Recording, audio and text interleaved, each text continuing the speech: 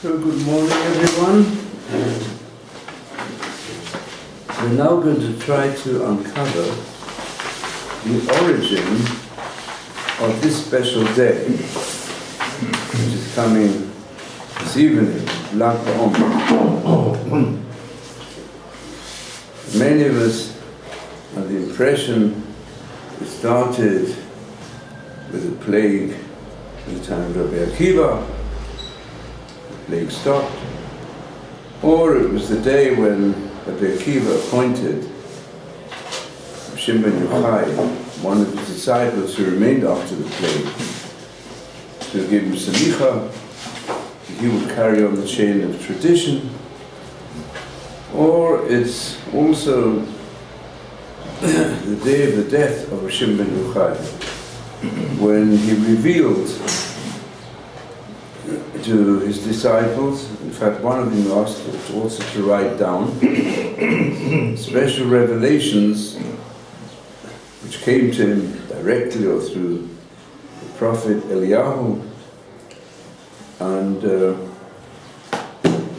he had kept them to himself and not yet revealed them to anyone else. But on the day of his death, he saw it was necessary to reveal it to his disciples, to carry on the esoteric tradition, which is to some extent the inheritance of the prophetic traditions.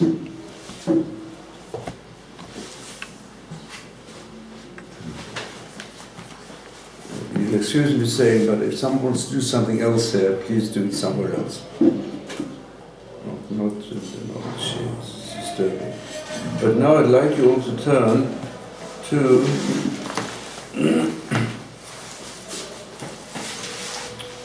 the Chumash. And we know we're in the period of the Omer. So let me ask you, we have an ancient tradition. If you want to understand the significance of any term, you look at the first time it's mentioned in the Chumash. Which is the first time the word Omer is mentioned in the Chumash? Let's hear your point of view. Second day of Pesach, you have to start to count. Which parsha is that mentioned in?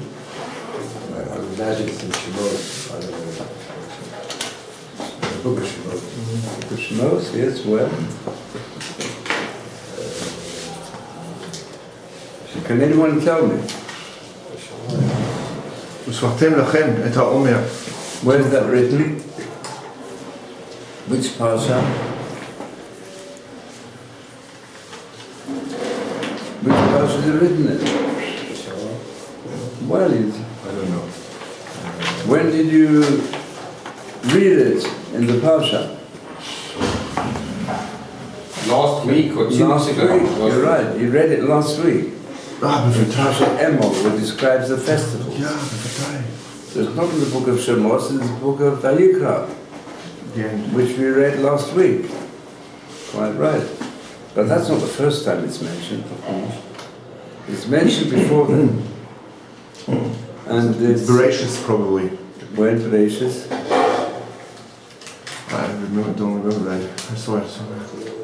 So I don't think in the root I Memresh, I don't think it's mentioned Bereshis. Omer certainly is not. So it is mentioned though in Parashat B'Shalach. Shortly after the great miracle of the Yam Suf, of the Red Sea. So it's very, very significant. If you could turn to page 81, the Jerusalem Bible. Page? 81, Jerusalem Bible.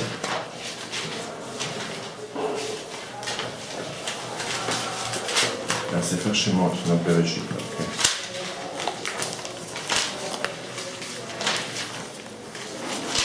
So it says, this is in chapter 16 of Shemot. It says, the people of Israel, Vayisu me'elim, Elim was near the Red Sea. They traveled away from Elim and said, they came to the desert of Sin, which was in between Elam and between Sinai. And here, which we don't find frequently, but here there's a specific date mentioned, on which day it happened. It says that it was on the 15th of the second month, if you reckon from the time when the people went out from Eretz Mitzrayim. You can ask, why did it mention the date? Was it so important? Other was the fifth, which is the second month? Yeah. Iyar. Yeah. So the 15th, that was 2 days ago, now on the 17th. So on the 15th, from the time they went out from the land of Egypt. Now to understand this verse and why the date is mentioned, why does it say, one is to know how long it was since they left Egypt, we can connect this with what it says earlier. Don't have to turn the page really, I've said it, referred to it many times. The first revelation of Hashem to Moshe Rabbeinu, when he revealed his mission at the burning bush at Sinai. So he told them that when you take out the people from Egypt, they should serve God on this mountain, or through this mountain. And there it says Ta'avdun, 50. So 50 days from the exodus from Egypt, it took till you come to the mountain of Sinai. And the tradition is, he told this over to the people, and then the people in fact counted each day. From the time they left Egypt, which was on the 15th of Nisan, then they counted the days. It doesn't say dates, generally, what happened in between, but there were many tests in between. I mean, the 7th day afterwards, they witnessed the enormous miracle of the splitting of the sea. Shortly afterwards, they complained there were 3 days without water, and they only found bitter water. The bitter water turned sweet. That was a test. Now we come to the next test, and this took place on, so you can work it out, on the 15th. It's the day after Pesach Sheni. Yes, yeah, the day after Pesach Sheni. So it was really 30 days afterwards, the exodus from Egypt.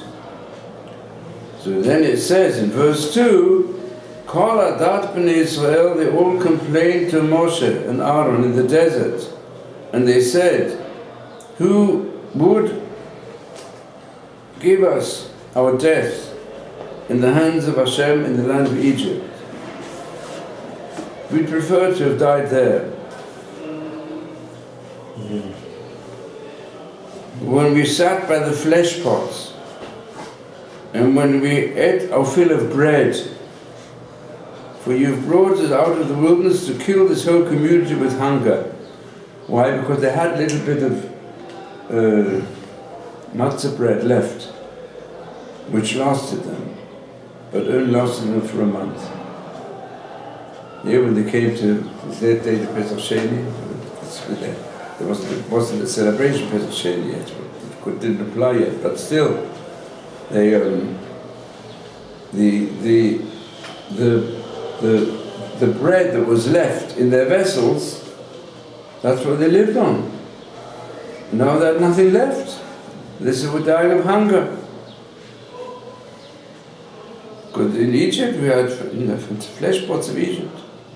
And you brought us here to this desert to kill this whole community with famine. So Hashem said to Moshe, I'm going to bring down a rain of bread from heaven for you, on which you will say the blessing, Hamotzi lechem min hashamayim, It's not in the text, but I think the people will go out and they will collect this bread from heaven day by day, and that way I will see if they are following my Torah, my guidance or not. So there's even the concept of this bread from heaven was to teach people of Israel, how to follow the Torah. It said on the sixth day they should prepare whatever they can collect, and they'll notice there'll be double from what they've collected day by day. Then Moshe and Aaron said this over to the whole of Israel. I said, from this you will know that it's God who took you out from the land of Egypt. And in the morning you shall see the glory of Hashem when he hears your murmurings against Hashem. And what are we? We're just messengers. Why do you murmur against us? And Moshe said, this shall be when Hashem will give you in the evening meat to eat, and in the morning your fill of bread. When Hashem hears your murmurings which you murmur against him. And what are we? Your murmurs are not against us, but against Hashem. And Moshe said to Aaron, say to all the congregation of the children of Israel, come near before Hashem, for he has heard your murmurings. And it came to pass, and Aaron spoke to the whole congregation of the children of Israel, and looked toward the wilderness, and behold, the glory of Hashem appeared in a cloud. And then Hashem spoke to Moshe, saying, I've heard the murmurings of the children of Israel. Speak to them, saying, at evening you shall eat meat, and the morning you shall be filled with bread. And you shall know that I am Hashem, your God, which means I am really the master of your sustenance. And it came to pass that the evening the quails came up and covered the camp. And the morning the dew lay round about the camp, and when the layer of dew was gone, behold, on the face of the wilderness there lay a fine, flaky substance, as fine as the hoarfrost on the ground. And when the Israel saw it, they said one to the other, Monhu. It is Mon. Now generally it's translated, what is it? For they knew not what it was. But still, if the word Mon is supposed to describe Ma, they should have called it Ma, not Mon. Mahu. That's right. Why do they call it Mon? Because it fell down, like the letter Nun. We'll discuss it soon. Explain it. And Moshe said to them, this is the bread which Hashem has given you to eat. This is the thing which the Lord has commanded. Gather of it every man according to his eating. And here's the first time it mentions the word Omer in the Chumash. Omer la Gulgolet. For each person there should be an Omer. What is an Omer? An Omer is a midah, is a portion. Which portion? We'll see soon. Let's go further.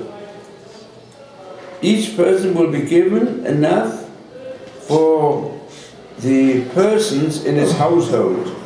Each l'shabolotika. Everyone should take whatever he needs for his family, and he'll find enough for his family for every person. So then the Bnei Yisrael did this, and they collected. Some collected more, some less. And what happened? Each portion could be measured in the Omer. So here we see Omer is really a measuring unit. Yeah? So it mentioned Omer in this passage 3 times, that they measured it in the Omer. So the Omer seems to be a measuring vessel. That's how they measured it. And what happened when they measured it?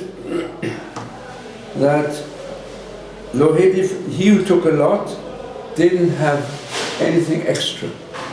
It turned out to be exactly according to the number of people who required food.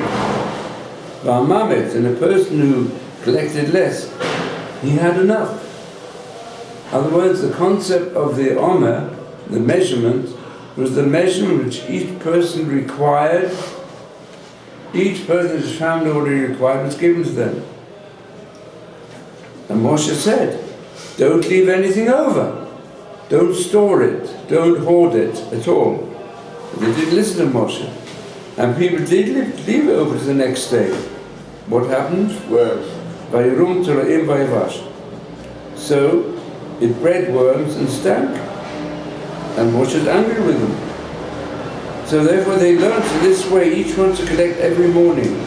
Ish kafi ochlo. If they didn't collect it, when the sun came out, then it melted, disappeared. And then on the sixth day, they were able to collect the double portion. Shnei ha'omer echad. Each person of each family received two measures. And all the princes of the congregation, they came to Moshe, what's happened? Why do we have double? So he said, this is what Hashem said. Tomorrow, the seventh day, will be Shabbat. Kodesh Machar. Whatever you bake, bake. Whatever you cook, cook. And whatever is left over, you have to leave and preserve it till the next day, and it will not go wrong. But you'll have it the next day, without having to go out. And they left it in the morning, like Hashem, and it did not stink. And there are no worms in it. So Moshe said, yes, eat it today. Today you have to eat what has been preserved until this day to demonstrate to you the observance of Shabbat. And therefore enjoy it. Shabbat Hayom Lashem. You won't find it in the field. You're given it from yesterday. 6 days you gather. On the 7th day Shabbat, it won't be there. So what happened? On the 7th day, people said, go and let's see if there's more outside. They went out to look for it. They didn't find anything. Then it says, Hashem said to Moshe, when are you going to refuse to keep my commandments and my Torah? Because this is the essence of keeping the Torah. See, Hashem is giving you the Shabbat. That's why He gives you on the sixth day a double portion of bread.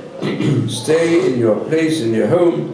Don't go out from your home looking for food. But then the people decided, right, we're going to rest on the Shabbat. And the people called it Mon. It says again, now they call it Mon. And it was like coriander seed, white, and the taste of it like wafers made with honey. And Moshe said, this is the thing that Hashem commanded. Again he says, fill an omer. Take a vessel and fill it with omer, this measure, to keep it in Mishmeret, in the wilderness, to demonstrate the way in which you had food in the Midbar and laid up before Hashem to be kept for generations. And then it says, so you have 3 times mentioned as the Omer, as a measure. And then it says, the children of Israel did eat the manna for 40 years until it came to inhabited land. They ate the mon until they came to the borders of the land of Canaan. And now the concluding verse is, you want to know what the Omer is? It's Asiritu Efahu.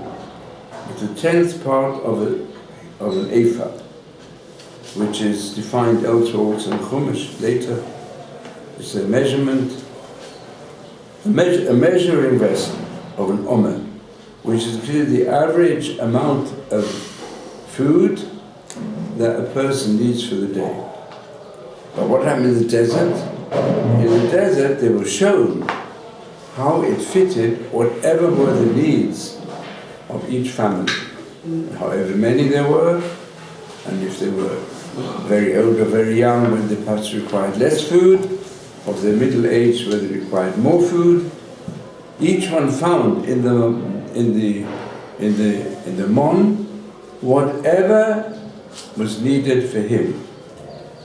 So we've got a few questions on this. First of all, what does the root Amar really mean? Amar? Ein Memreish, what does it mean? You say it's a measure. If it's not serious ephah, why couldn't it be called tenth of an ephah? The normal volume measurements in the Tanakh are an ephah. Yeah. Nasirita ephah, tenth of an ephah, is what we might call the average essential need of food for each human being. An average, tenth of an ephah. So thereby you can measure more or less how much flour you require to create the staple diet of each individual. I know why. Yes? It's for the people, for the is ein men. Okay, fine. Okay, could be. But ein men means many other. Ein men means be together. Yeah, you're right. But still, we've got to find out more what it means. What does the verb mean? If you want to understand the meanings of nouns in Hebrew, it's different to most Western languages. Most Western languages, verbs are based upon nouns, upon things, upon objects. But in Hebrew, even the word thing and object is basically a verb. Dvar, an expression of speech of Hashem, or a chayfetz. Chayfetz means what you desire, so it's a question of an activity. Could be a mental activity or a physical activity. But the root of nearly all words in Hebrew is the concept of an activity. But even things that exist in the world, they're a product of the speech of Hashem, of His will. So we've got to analyze what is the meaning of Omer. But before doing so, I want to analyze what's the meaning of the Mon. It's called Mon. So we have a rule as follows. There are often reasons given in the Pesukim for the use of words and names. But generally speaking, there is an additional meaning which is connected with the root, rather than what they call it. They didn't know what to call it, so they called it Mahu, what is it? But they used the word Mon. So the Mon comes from the root, verbal root, which means, can you tell me? Mana, What's mana mean? a portion. To give a portion. The verbal root is to appoint. Like a minyan. What's a minyan? It's to count, but counting in the sense of appointing. It's accounting really. There's counting just to say the sport, to count numbers, and there's limnot, yamedu kelodah, means to give an appointed purpose to each day. And a mamuneh in Hebrew is called someone who's appointed to a particular task. And a manah is a portion. It's given, Hashem is not called chalki, Hashem is given to every human being, is given his portion of life and his portion of sustenance for life. And if you study the use of the word manah in Tehillim especially, you'll see it's not only a question of how much food you have or how much money you have, but it's an approach to life, referred to as follows by the Pirkei Avot. Ezeu Ashir. What's it say in Pirkei Avot? Who's a rich person?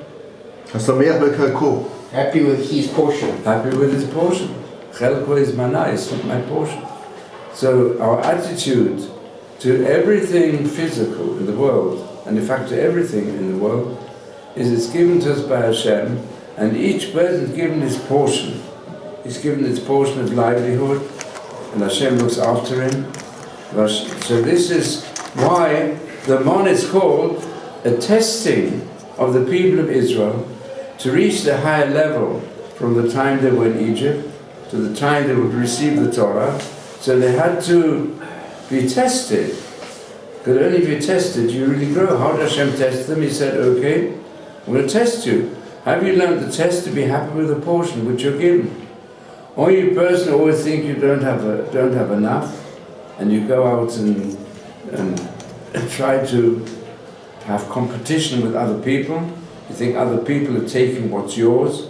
No, you've got to learn to be happy with your portion and not regard your fellow human beings as competitors. Each one's given its portion in life, both in the physical world, but also in everything else. Some people have a portion that they're given a very high intelligence, others are given low intelligence. So a person shouldn't complain. Of course, he should try to use whatever intelligence he has to grow. When it comes to being jealous of what other people have, you have to remove that jealousy. You've got to work yourself to have enough for your family. And Hashem is willing always to give you enough. And you have to stop trying to find it in the field on Shabbat. When you become a nation, you'll have to stop trying to find sustenance for the nation in the 7th year. The 7th year is an extension of the 7 days of the week. The Shabbat, so we have the beginning of next week's parsha, the concept of this, when you come to the land of Israel, and you have to go to the land, it says, like one person, like one heart, of the whole nation, then you have to learn also to recognize that Hashem will give you his portion. And you have to dedicate the Shabbat to a spiritual life, which includes also improving all your midot, and not being happy with the portion that you're given. Whatever work you were able to do in the week, when it comes to Shabbat, you close the work and you go and enjoy life. You have real spiritual and physical pleasure from whatever Hashem has given you. And don't go out and toil and trouble yourself with the race you have to have in order to make ends meet. You know, here you have the concept that frequently we say, a person can't complete the month. He's not got enough money to complete the month with the salary that he gets. Of course, we should always have that attitude to people who say that, to help them. However, a person himself should say, when the Shabbat comes, I finish with my work, I forget about it, whatever bills and debts I have, and what I have to do, that I leave to after Shabbat. On Shabbat, I'm going to dedicate myself to whatever food I've got, to thank Hashem for it, and to enjoy it with my family, and make sure that everybody is happy. We all learn to be Sameach B'Chalkeinu. So once we understand the Parshat Hamon, which is a very deep teaching, in fact, when we say in the chapter of creation, which we recited Kiddush, Boruch Elokim et Yom HaShabbat v'Yikadesh Oto. So what was the special blessing of the Shabbat? Rashi says, Bercho b'mon. The mon was a double portion. You know, there's in Germany, they used to call, I don't know if this tradition is kept up today, but you call Berschen. What's Berschen? Berschen is the challah. The challah is called Berschen. And on many challah knives they put the blessing Birchat Hashem, the blessing of Hashem, because cutting the challahs is fulfilling by Boruch Elokim et Yom HaShabbat. Hashem gave blessing to the Shabbat day. You should enjoy the food more. You're given the double portion on Shabbat. That's why you take 2 chalot. That's why even called the knife is called the Berschen knife. Berschen is like a Germanization, or you call it ancient Yiddish. Yiddishization of the ancient type. The ancient type is more German than Yiddish. It's of Birchat, the Baruch of Hashem. And it's also sanctified. It's sanctified because you won't go and find your parnasah elsewhere. So you might as well stay at home and have a double portion you given on Shabbos. That's the concept. Ichlu hayom. It says 3 times in the day you learn out the 3 sudot on which you have lechem mishneh. So that's all to do with the mon. So how does the Omer come into it? So I'll tell you, if you study the Tanakh and the roots of the Tanakh, the root Omer really means to bind. It's used also in those senses. You'll find it also, those who learn this, Hilchot Shabbat, there's a lachash called ba-Omer. What's that? Ba-Omer, one of the 39 malachot, means to make bundles of ears of grain. In the procedure of harvesting, after the harvest, you take all the grains together and make them to a bundle. Then the bundles are collected, and then you start doing the winnowing to get to get the grains out from the stalks, from the chaff. So that's called ba-Omer. So the root of it here is to bind. What's binding mean? Binding means, also a character, means a commitment. Try to control your appetites. The human being, we've got hunger, and even if we've got enough to eat, we've got hunger for other tastes. Taste buds start working, then we want to eat other things. And sometimes we want to have a special food when we make big banquets, and we want to, some of us like also to show our wealth, so we make a luxury banquet. So, whatever our situation is, do not think that there's any justification for desecrating the Shabbat in order to have more food or more possessions. And this was what the people were being taught. And they're taught it as an outlook upon life. So the Omer represents our attitude primarily to the physical aspects of life. We have to in other words, you don't define a rich man by what he has, but by what he's missing. So the top millionaire in the world, the top billionaire, multi-billionaire in the world, probably his ambition is when he comes to the top of the Forbes list, that next year he'll have double the amount. And the one who's not right at the top, it's only a few grades down, he'll say, next year I want to be at the top. So he's missing a lot. He's missing many billions of dollars. The people near the top of the Forbes list. And now they've also given out in the Jewish mass media lists of the Jewish millionaires, which I'm doubtful it's a good idea. So with so much anti-Semitism around, we have a principle in the Torah: don't be ostentatious with your wealth. So we have a huge billionaire. In fact, I met him a few times when he lived here. He's moved to London, and he just saw an account that he has bought for himself the most expensive home in the world. With all the most modern luxuries described at length. You know, an area, I used to live quite near that area. It was used to be known then as well as, you know, the rich street in Hampstead. But, you know, it's a big problem when these things become the publicity is given to the way in which Jews become rich. That's often caused a lot of problems. And we shouldn't, Chazal say the blessing is given to those things that are hidden from the eye. When we start being ostentatious about our wealth, not a good idea. But still, the Hashem, I know that even people, there's some people, they give nearly all their wealth to charity, but they live a humble way. But they could start describing luxuries which they indulge privately is a big problem. In any case, the Omer, when did the moon fall? On which date? You know when it fell? Every day. When did it start? First of Omer. Which was the first day? First of Omer. No. No, first day of the Omer. No.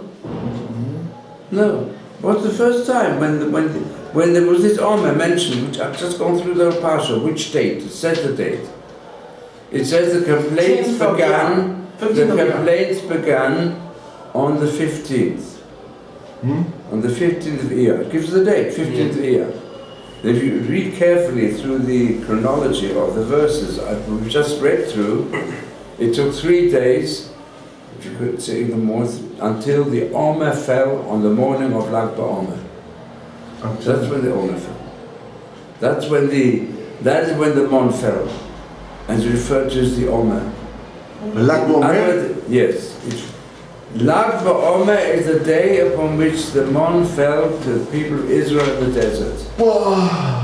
And it's emphasized that the measure, why, if it's Asira to Eifa, I could have said, okay, the mon that fell was Asira to Eifa. No, they say it's the Omer. And why do they call it the Omer? Because the Omer represents the staple minimum diet for every person who belongs to Am Yisrael, which is personally supervised by Hashem. And the whole wandering in the desert was the training ground for the holy people. To become a holy people, to be able to receive the Torah. To be able to receive the Torah, you've got to walk in the ways of Hashem. In fact, I'll go a little further. I remember I was once asked to write an article on Marxism. Yeah? So I quoted, it's at school, one of the exams, it was the matriculation certificate. So I took the pasuk from Dvarim, where it repeats again. You should know Hashem Vayancha Vayerevecha. He made you feel hunger in the desert. And then you sent you the mon. Why did he send the mon? L'man ubdi'acha ki lo alechem avad yechiyadam kal kol motzo pi Hashem yechiyadam. To teach you that man does not live by bread alone, he lives by that which comes out from the mouth of Hashem. Enough to teach you that the bread that you eat at all times, in the desert you had it in a special, miraculous manner. But after you become in the land, you have ordinary bread. You should know ordinary bread also comes from the mouth of Hashem. And therefore I said this is the mistake of Marxism. Marx is right when he uses the concept which is developed by Bernard Shaw, Arms and the Man, if you've ever read it. Nearly all wars and problems of mankind are based upon the economic struggle of human society. Human society, they form themselves into groups, into different classes, working class, capitalist class, those who own the land, those who work the land. They become enemies one of the other. One tries to exploit the other as much as possible. So we have to go and destroy capitalism. And we should know that nearly all the wars in the world are because of the economic struggle. The one nation says, I need more territory because I need more industry, I need more agriculture. So therefore they try to expand and they fight with others. And this is certainly one of the major sources of warfare. And therefore in Hebrew, the word lechem means, what's the root of lechem? Milchama. Go. Lilachem. For yourself. To battle, to have fights, to have wars. The basis of wars. Milchama. Milchama is connected with lechem. It's one of the main sources. That's why in the Hebrew language, lechem is the concept. You have to struggle for sustenance, for existence, as you find in the animal world. The struggle in the animal world also, try to get hold of prey, of some carnivorous ones. They go and eat other animals, herbivorous ones. They want to get as much vegetables as possible, and they snatch away from another one. We human beings are similar. We also. Milchama is because we have a big appetite. Individual appetite, a communal one, a class one, or a national one, or an international one. You want to have the whole world, some nations. And thereby endangering the whole world. That's milchama and lechem, the two are connected. And in Hebrew, most words have to do with food, have to do with weapons. Mazon, you know what mazon means? L'zayin, what l'zayin mean? To arm. Klei zayin are vessels of warfare. And the letter zayin is a pictograph of a sword. Yeah? Because the alphabet, tabashuri, or pictographs, also in the Ketabi. It's like a sword. So this is mazon. Then you have another word, tzeda, means provisions. But what does latzud mean? Hunt. To trap. To hunt and to trap. They're all words of the greed of the human being. Yeah. But instead of using all these words, we're taught, don't regard food as tzeda, as mazon, or as lechem, which are all a certain aspect of competitive destruction in order to survive. Look at it as mon. Look at it as a portion given by Hashem. And if you learn to live according to that principle, you recognize even lo al alechem levado yichya adam, recognize akol motze pi Hashem, it's all the result of the will of Hashem, what He gives you. And then you'll be able to live according to the Torah. So it's a condition of the Torah. And that's the concept which started on ba-Omer, written in the Chumash. Because Omer also means to bind you. How do you do it? Control your instincts. Don't let the animalistic instinct make you into an animal, that you fight others and destroy others. Especially when you have further progress with the power of the mind to control nature, you're going to use your control of nature to go and kill others so that you can live. You can have more territory, you're going to murder others. More money or more companies or more get to the top of the billions, you're going to tread on other people. No, that's not the way. That's the way of the animals. You've got to become a human being and grow from the Omer. That's when now from the Omer here, we jump to the Omer of the first day of Pesach, when we're already accustomed to the concept of making an offering from food. The offerings from food, the meal offerings, are all an aspect of recognizing that really all the products of nature, they're created by Hashem. Hashem wants us to use them for His service. So you should know, keep that measurement of Omer in mind. It means self-control, and therefore, when you come out from Egypt, and you're able already to start having your own food, afterwards you go into the land of Israel, and you have a temple, and you're able to bring offerings, then you should take a small barley offering. And what was the body? It's not called the Chumash barley, it's called the Chumash Omer.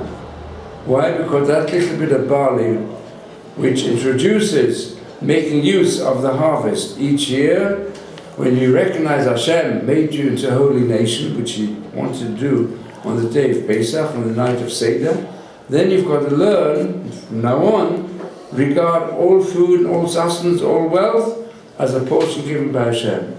And that's where you count the Omer Dafka, because that's an important condition to get to that higher level, that you recognize Hashem gives provision.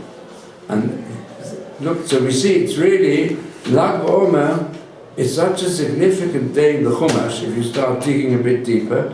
That's the day when the month started, when this lesson started. And that's why we can understand why the plague for Rabbi Akiva stopped on Lag BaOmer. That he should learn, because human society to live and give honor one to the other depends a lot on substituting the significance of lechem to become mon. You don't fight with your fellow man, you give him honor in all areas of life. The people of Akiva, who put up this principle, Hafta Reach Komocha, Ani Hashem, the klal gadol b'Torah. This klal is the essence and is based upon people exercising self-control. Let's speak simply in the yeshiva. Very simple. How can you become a ben Torah if you go in the dining room? So the dining room is right next to Beit HaMidrash. Beit HaMidrash, you learn Torah. Go in the dining room and you go and eat a double portion, and maybe there's your fellow man also learning, will not find a portion. Because the portions are called the number of people are given. You take a double portion right at the beginning, then it's like stealing. You're not regarding lechem. Yeah, I love this food, I'll take double portion, like 3 times. No, you're not allowed to do it. If you want a double portion, you've got to wait till everybody's had. Yeah, also so some people have to reserve, don't take reserves from somebody else. But it happened even in the yeshiva. You know, youngsters and so on, they're hungry. You've got to ask, is their portion over? So sometimes the person even has his private food and somebody else takes it. So that's the lesson of the Omer. How can you learn Torah and do such a thing? So So when it came to Lag ba-Omer, the plague stopped. There's a reason why it stopped. And if you go more deeply, the whole essence, one of the main essentials of everything to do with the Kabbalah, and all the Sifrei Kabbalah emphasize it, from the earliest ones of the prophets, who were the originators. And then if you go on in the early Kabbalistic writings, and the Arizal and Chaim Vital, they say, midot. If you're going to approach Torah learning without midot, and midot ben adam lechaviro, that's the training ground, and you want to go and grab somebody else's portions, like in the desert, you go grab somebody's portion and go rotten right away. You can't go and collect somebody else's. It says it just became rotten straight away. It wasn't intended for you. And there were different places where the mom dropped and so on, you find in the words of Chazal and the Midrashim. So it applies to all of us in all our life. We've got to learn, control, and eat. Eating is used as the aspect of one of the basic instincts which we do need to fulfill in order to survive. It's not something which you can postpone, like other instincts. You can postpone this, I'll do it under certain circumstances. You need a daily sustenance of some sort, or you can skip it, that you can't do without it. If you say, well, everything is justified. No, it's not. There's so many laws concerning what goes in the mouth, just as there are so many laws what goes out of the mouth. Because one is dependent on the other as well. If what goes in is really kosher in every way, also ben adam lechaviro, what comes out will also be better. And vice versa. The person who's too loose with his tongue, that speaks bad things, also you'll find in other things also, if he's self-centered in his speech, he doesn't have consideration for others, you'll often find it also self-centered in the way in which he approaches my sustenance, the money that I need. He wants something to tell things not true, and he do deceitful things against his neighbor. So there we've got to try and keep this principle of Omer. That when Matthew Arnold said the human being is a bundle of conflicting emotions. Yeah, it's true, he is, but he's got to take that bundle of conflicting emotions and harmonize them in the way of the Torah and control them, and then that bundle will become a source of leading a high-level moral life. So that's the deeper lesson, was the continuation of the first Lag ba-Omer with all the lessons that come afterwards. It's all interrelated. Even the high level of even what the Shem ben Yehoy revealed on that day, all has to do with these concepts. Let us try to fulfill it. As we say, the highest quality is Leiv Tov. If you want a mnemonic, what's the numerical number of Leiv? 22. And Tov? It's 49. All together. That's how much? Yeah, all together. So, when it comes to Lag ba-Omer, we should reach the level of having a heart. It means having a heart for all other people. A person's got a heart. You know, I've got a Jewish heart. But if you really want to make it a good heart, you've got to add the other 17 to bring you to reaching a high level of receiving the Torah.